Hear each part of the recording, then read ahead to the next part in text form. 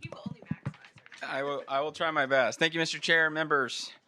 I'll be accepting the committee amendments today, which I believe provides needed clarity and privacy assurances, making this bill even better. I also want to thank committee staff for their work on this very important issue. After this bill was passed out in Privacy Committee earlier this month, I directed my team to immediately reach out to the opposition, specifically the Free Speech Coalition, to arrange a conversation to discuss their concerns as well as mine. The conversation was honest and frank, and I believe the conversation was productive.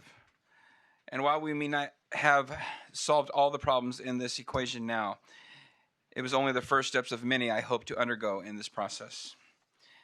It is 100% of my goal to continue those discussions to seek common ground because I believe protecting our kids is worth it. The bill before you today, with the amendments that I am accepting, further solidifies that this bill is a measured approach. AB 3080 simply aims to protect minors from harmful online content while also respecting adults' rights to access that content. Once again, with me to testify in support, I have Iain Corby, the Executive Director for the Age Verification Providers Association, and to my right, I have Joseph Kohm, Policy Director for the Family Policy Alliance. Thank you. Well, good morning, Chair Kalra and members of the committee. My name is Joseph Kohm. I'm an attorney and a director of public policy at Family Policy Alliance. We're a nonprofit organization based in Colorado Springs that focuses on advancing family values through legislation across the nation. And we are really proud to support AB 3080. This is a bill that is desperately needed to help protect children from the unlimited access they currently have to age-inappropriate pornographic material online. Right now, the average age of first exposure to pornography is between 7 and 13. And by the age of 17, about 75% of children have been exposed to pornography. And we know now that pornography does harm children. Over 88% of pornographic videos depict sexual violence, while over 48% of those same videos include some kind of verbal abuse. Research also shows that a plurality of male and female children believes the lie that pornography is an accurate portrayal of sex. And what this means is that they're learning about sexuality from a perspective that portrays sex as physical abuse. And worst of all, studies reveal that pornography has the same effect on and is as harmful to the brain as hard drugs or opioids. And most children first access all of this pornography unintentionally. But AB 3080 offers all of you the chance to make a dramatically positive difference in this crisis, and consequently in the lives of our children and families, and to do so in a constitutionally sound way. The age verification requirements AB 3080 institutes would prevent the pervasive unintentional exposure I just described, and consequently all the damage that exposure causes. It would also reinstitute the ability of California parents to be the primary guardians of their children's innocence. And the way it does this is also robustly constitutional. Because of the dangers I have described, states have a compelling interest in protecting children by enacting age verification requirements. Such requirements are also not a substantial burden on adults and their First Amendment rights to access pornography. And recently this has all been affirmed by courts, particularly the Fifth Circuit Court in Texas. So to conclude, I just ask that you strongly support this bill, and thank you, and I'll stand by for questions. Thank you. Thank you. Good morning, Mr. Chair. My name's Iain Corby. I'm the Executive Director of the Age Verification Providers Association. We represent 30 suppliers of privacy-preserving age verification, or AV, technology. And our mission is to make the internet age-aware. That's age-aware, not identity-aware. Online age verification can be done, and indeed is already being done at scale, anonymously, effectively, inclusively, conveniently, and cheaply. If American technology can put a man on the moon, then it's perfectly possible for internet users to prove their age without disclosing their identity. And that's the essence of age verification, proving your age to a digital service without disclosing who you are.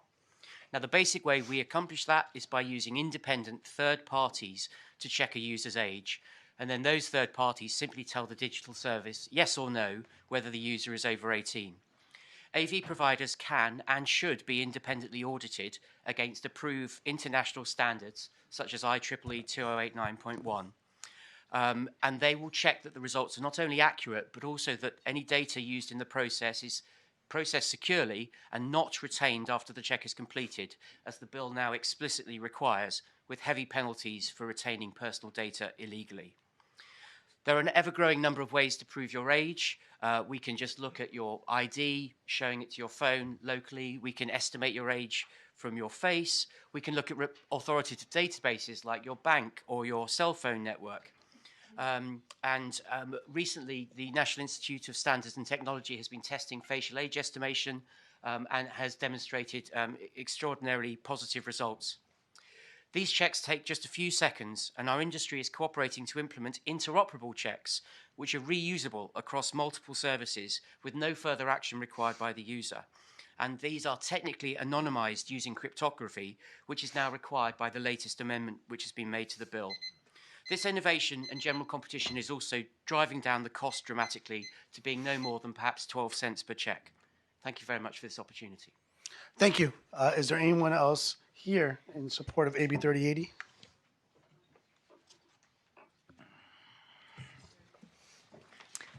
My name is Helen Taylor with the anti-trafficking organisation Exodus Cry in strong support of this bill.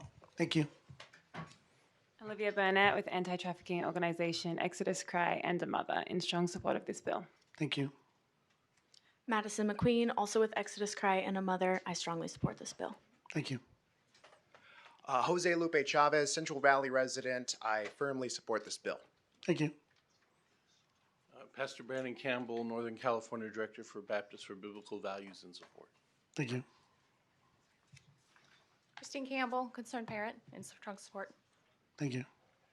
Greg Burt, Vice President of the California Family Council, in support. Thank you. Thank you. Tina Veer, mother, in strongly support. Thank you. Is there anyone here in opposition to AB 3080?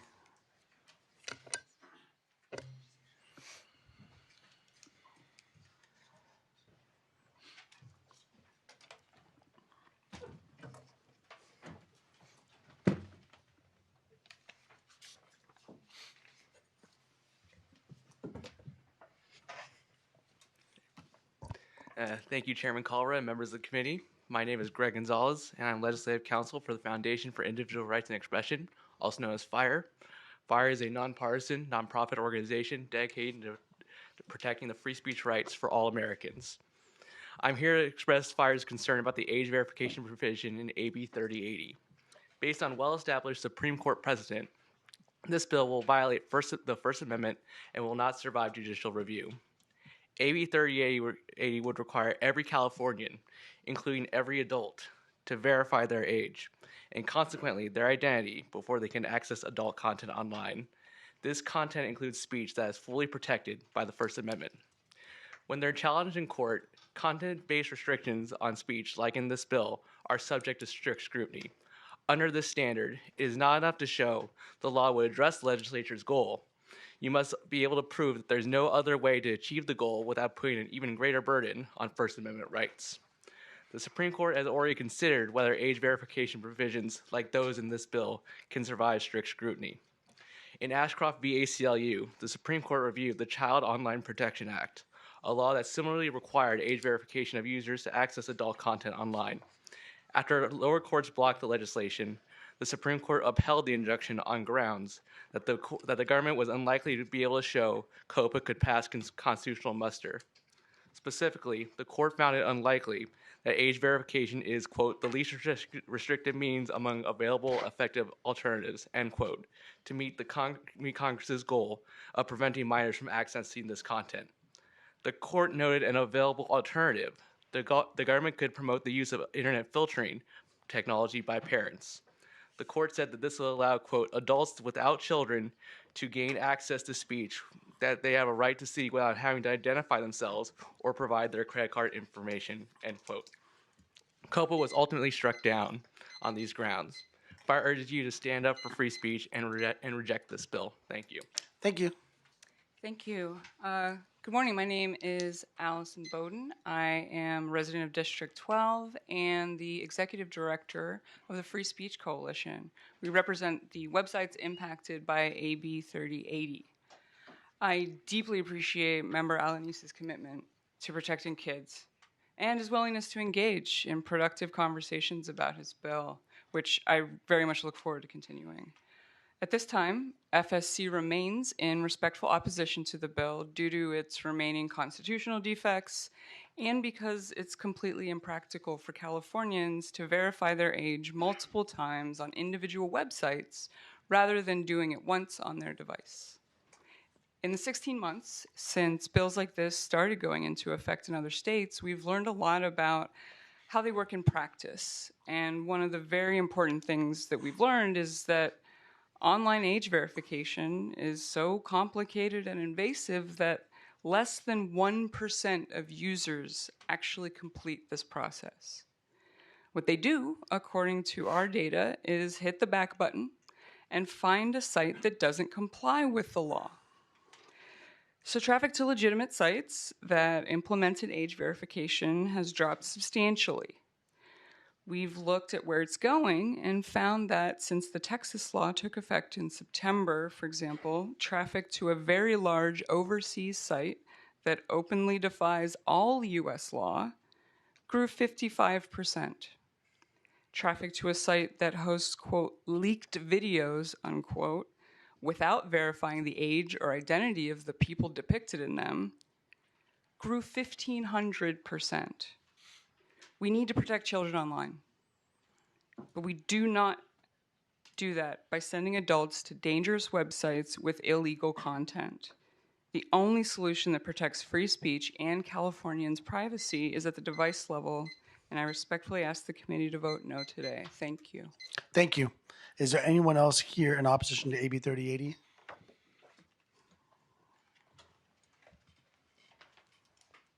Hello, my name is Jisley, and I'm an adult film performer and producer. And I have nieces and nephews, and I don't want them watching porn. I worked for a studio, and we've enacted some of the AV services. Sorry, it's so nerve-wracking to be up here. And we've seen that it's been detrimental. It's customer deterrent. And if it was enacted in California, where a lot of our subscribers are based, it would hurt our business. So I want to keep my job. I love it. Thank you. Thank you. Hi, my name is Five Star. I'm a small business owner, and I'm a resident of District 17, and I oppose this bill because it will destroy my business. Thank you.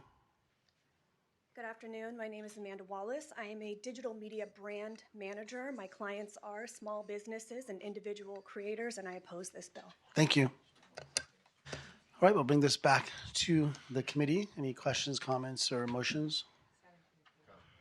Senator Connolly.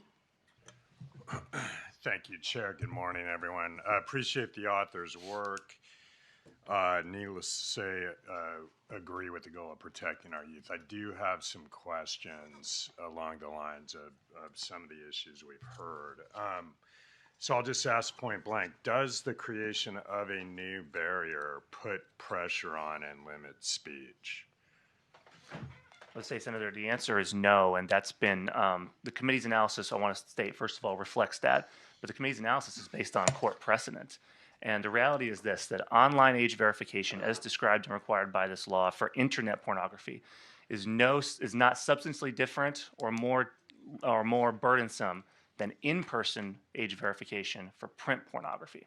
So what that means is if you were going to a bookstore to buy a piece of pornography that required you to verify your age as being of majority, what you're doing online under this bill to view pornography is the same thing and is no less burdensome and is therefore not a burden on adults' First Amendment right to access this material. Is this, in effect, a step toward requiring ID to interact on the internet at all? I'm sorry, can you say that again? Yeah, is this basically a step toward requiring ID to interact on the internet at all? Well, I don't think so, but I think I defer to Iain as a technical expert for this one. Yes, we are the age verification providers, not identity providers. There is an entire separate industry of identity providers. We were created in 2017 when the UK government sought to first bring in this sort of requirement, and it was at the request of the adult sites themselves, who did not want to know the identity of their users because they did recognise that might put users off from using their services. So effectively this third sector was created to provide that anonymity. I mean, that goes to my next question, and we heard kind of some reaction on that ground. I mean, it seems, but, you know, address this if you would, wouldn't the bill really affect a person's freedom to be anonymous? I believe with the benefits of modern technology and cryptography and what we call privacy-enhancing technologies, where you can use a zero-knowledge proof to prove a fact about yourself to a third party without them actually knowing who you are, that the technology is there today to allow you to do that perfectly safely. And we actually announced just about a month ago that we're moving as an industry to a tokenized solution to address very similar concerns from European regulators, such as those in France and Spain, to build in technically that anonymity. Yeah, I'm struggling with that. Through the chair, I don't know did you have a response, if that's okay? Oh, that Yeah. if you don't mind. Yeah, please. At this moment, none of those technologies are commercialized.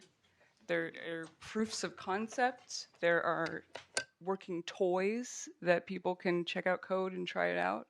But that's not a reality at this moment. And I would say that the idea that flashing your ID at the store is the same as doing it online is really belied by the fact that a reporter recently found that it takes 52 separate steps to verify your ID on the internet.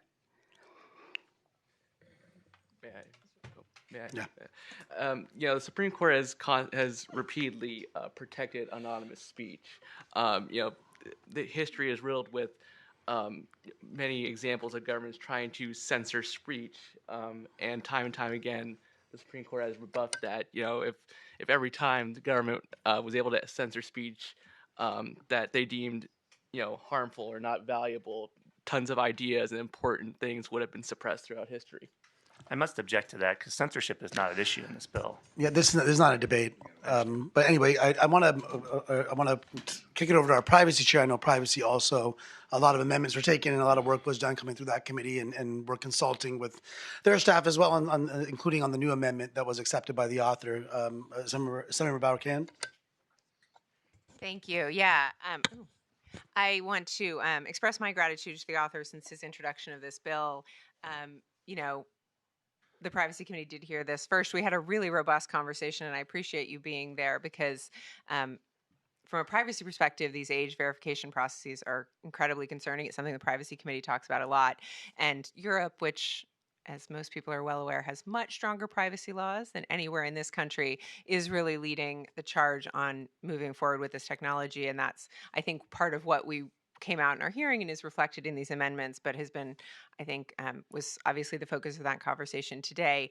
I wanted to follow up on something that was said that I thought was really interesting that perhaps somebody knows about, and maybe you, the difference between the technology used in Texas versus the technology used through these age verification you're not quite a tokenization yet, but you still have much more anonymized systems at play in the UK, if I'm correct, than we do in, say, Texas?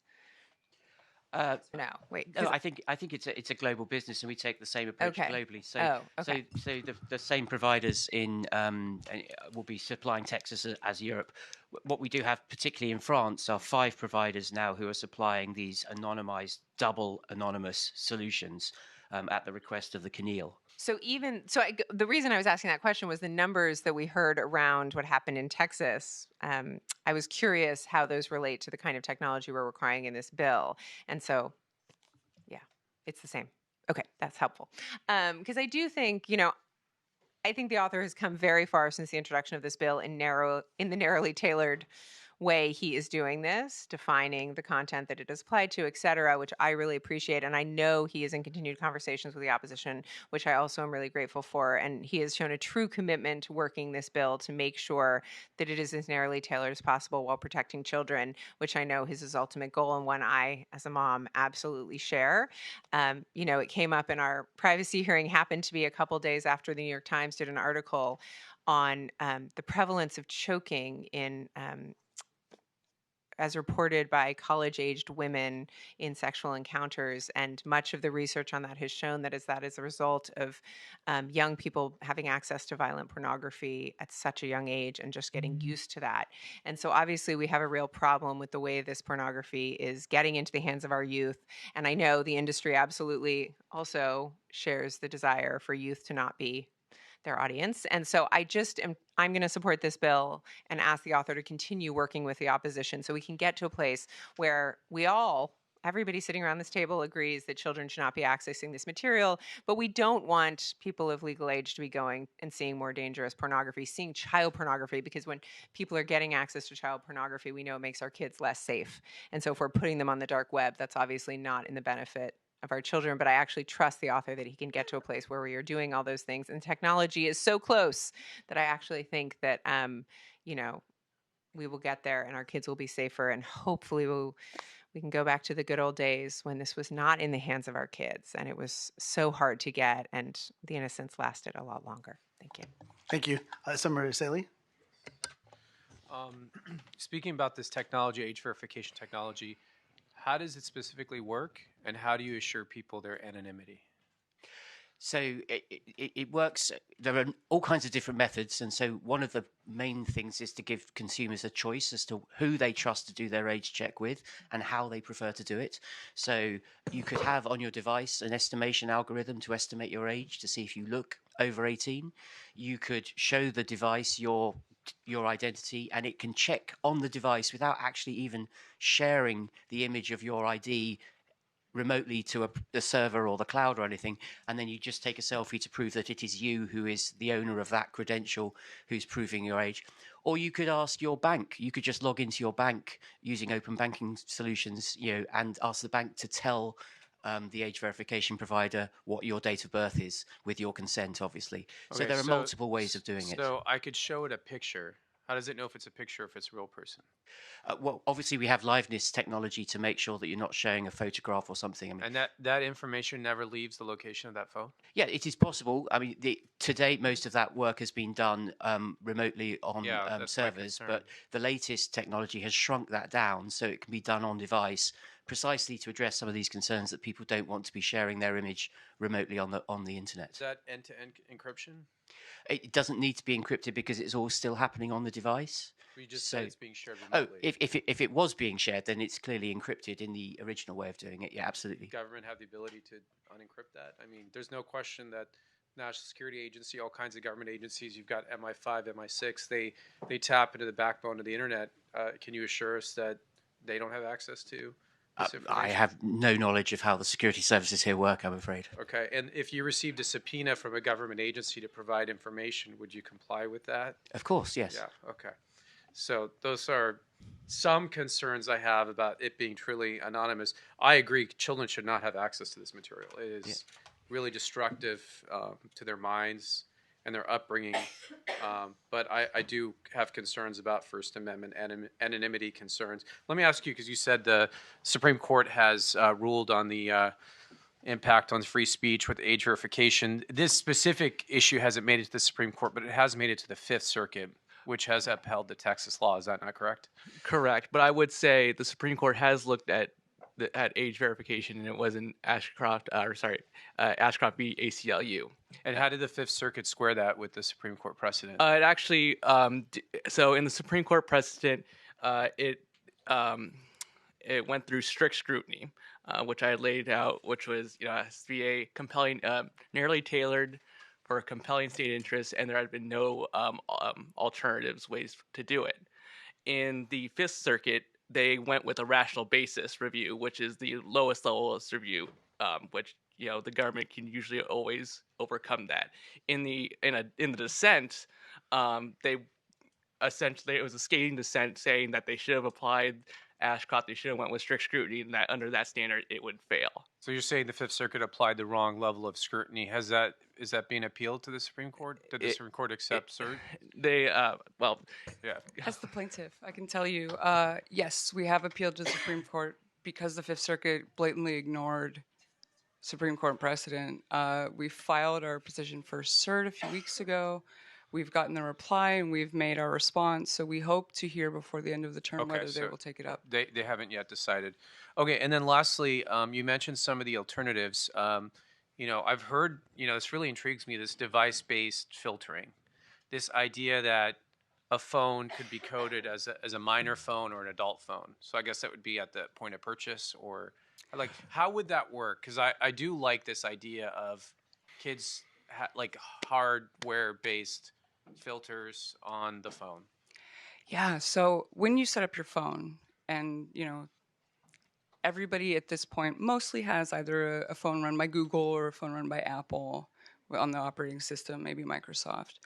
You have an account connected to that. Maybe it's your Google account, maybe it's your Apple ID. That account knows your age. You've already entered it, or it can be entered by the parent. Potentially even, go through a process when you're starting up that phone for the first time to evaluate that at that moment. But I think you're right to say that designating a phone as a child's phone is really valuable in a lot of ways, not just about pornography, but think about all the harms that we've heard kids have faced on social media. If the Facebook app knew that a person was 14 years old, they could tailor that experience to a young person.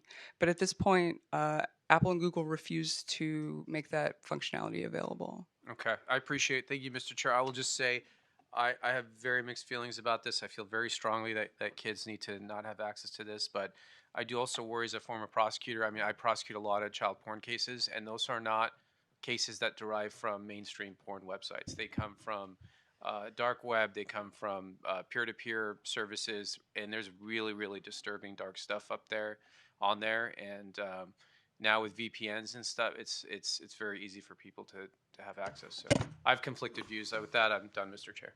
Thank you. Senator Reyes? I really appreciate my colleagues' questions because I wanted to understand exactly how this was going to work. The question of anonymity, I think, is extremely important. The question about constitutionality that brought up by my colleague, I think it is clear that we all want to protect the children. It's the more I hear, the more I know, the less I realize I know, and that's concerning for me. I appreciate that privacy has heard this, and it was 10-1, 10-0-1. So that gives me some comfort, but what's that?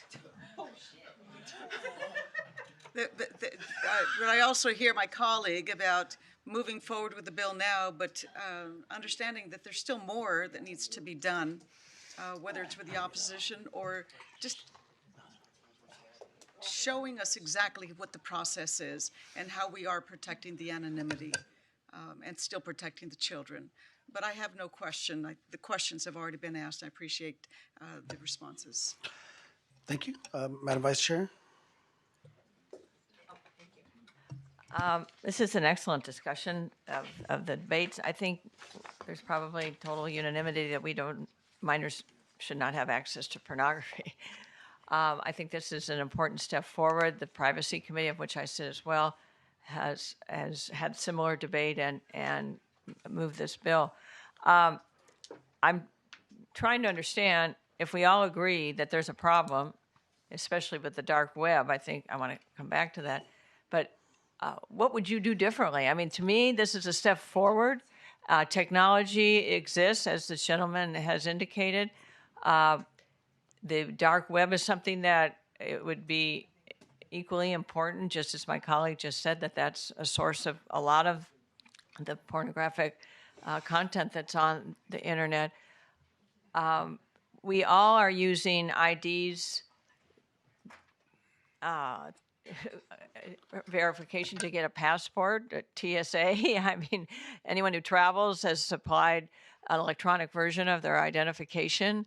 I guess I'm not bothered by limiting the access by minors. Do they have a right to free speech? I don't know if minors have a right to, do they? Does the Constitution provide specifically minors? Has that been validated by the Supreme Court?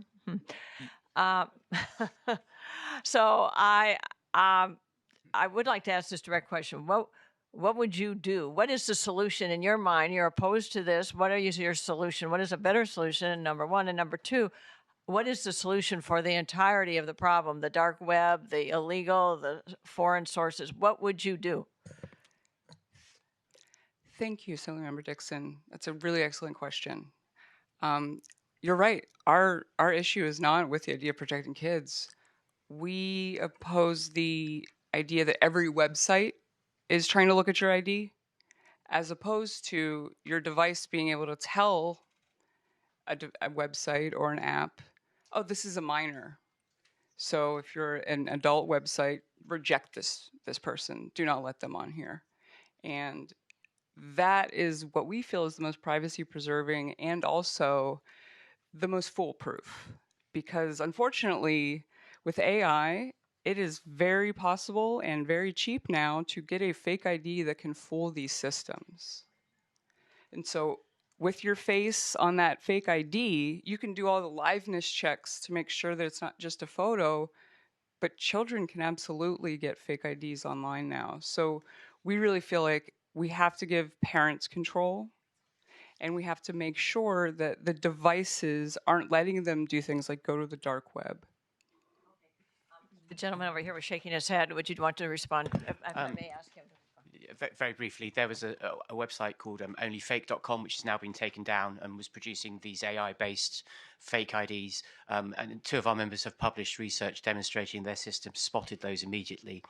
So AI can fight AI. So there's no fundamental flaw here from fake IDs.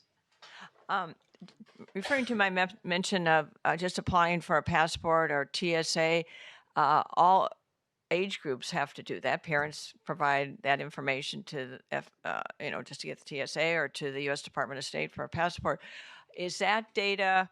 You say it's purged after that action. Now, is that data commonly available? There's a photograph of a 10-year-old child on the Department of State's website somehow that people can access through illicit means, perhaps? I mean, is that information out there that can be compared with the application of this child who's trying to prove his or her age? Well, I would just say that in this use case, we're not proving the age of children. We're only proving the age of adults. So there's no point in children going through an age verification process. Okay, so we're not. Fail. Okay, well, that's an important point. Okay. All right. Also on the iPhone application, is this bill written in such a way that would, as technology advances and changes, that would be incorporated as a means to determine age? Yes, as a result of the debate in the Privacy Committee, we constructed a very tight amendment which requires the use of privacy-enhancing technology to prevent it being possible to de-anonymize that age verification process. All right. Thank you very much. Thank you, Chair. Thank you. Just today, the Supreme Court allowed Texas to enforce age verification requirements for porn sites. So they rejected, they upheld the appellate court decision and upheld Texas's law. So I just want to put that out there because. That's right, on the emergency stay, but that happened just today. Yeah. Yes. Thank you for clarifying. That's on the emergency stay, so it'll still be going forward but not the emergency stay was not, the appellate court did not uphold that, and the Supreme Court stood with their decision. That being said, I do want to show appreciation for the author, as was indicated by Bauer-Kahan. A lot of work's been put into this. It's very difficult to kind of thread this constitutional needle, although I think everyone has this agreement as to what you're trying to do.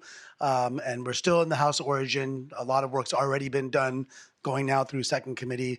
So I imagine there'll still be a lot more conversation, as there should be, on this. Would you like to close? Yes, Mr. Chair, thank you. First, I want to thank Allison for coming to my office, and she's great, and we will continue to work with her today and maybe even in the future for other bills as well. But colleagues, great discussions. Obviously, it's a lot of what ifs right now. We're getting into a world where we're not quite sure what's going to go on yet. But sitting on our hands is not the answer. We need to find some kind of ways to protect our youth. It was a lot different than when most of us were younger. Maybe getting a hold of a magazine or something like that. This is not the same thing. And our youth are seeing things they shouldn't see, and this is the learned behavior that they're now displaying as they're growing up, and we need to step up and do something about it. I've hoped that I've worked enough here in this office to prove to you that I will be working hard on this bill, that I will make sure that the opposition is also heard as well. And this was some great conversations today, so thank you guys, and I appreciate all of it, and I request an aye vote. Thank you. Thank you. Madam Secretary, take roll on the vote for AB 3080, please. Motions do pass as amended. Kalra? Aye. Kalra, aye. Dixon? Aye. Dixon, aye. Bauer-Kahan? Aye. Bauer-Kahan, aye. Bryan? Bryan, aye. Connolly? Connolly, aye. Essayli? Haney? Haney, aye. Maienschein? Maienschein, aye. McKinnor? McKinnor, aye. Pacheco? Pacheco, aye. Reyes? Oh. We have a motion and a second. Okay, we have a motion and a second. If we now please take roll on AB 3080. Nice catch. Good job. Kalra? Kalra, aye. Dixon? Dixon, aye. Bauer-Kahan? Bauer-Kahan, aye. Bryan? Bryan, aye. Connolly? Connolly, aye. Essayli? Not voting. Haney? Haney, aye. Maienschein? Maienschein, aye. McKinnor? McKinnor, aye. Pacheco? Pacheco, aye. Reyes? Reyes, aye. Sanchez? Sanchez, aye. Okay, that bill is out. Thank you.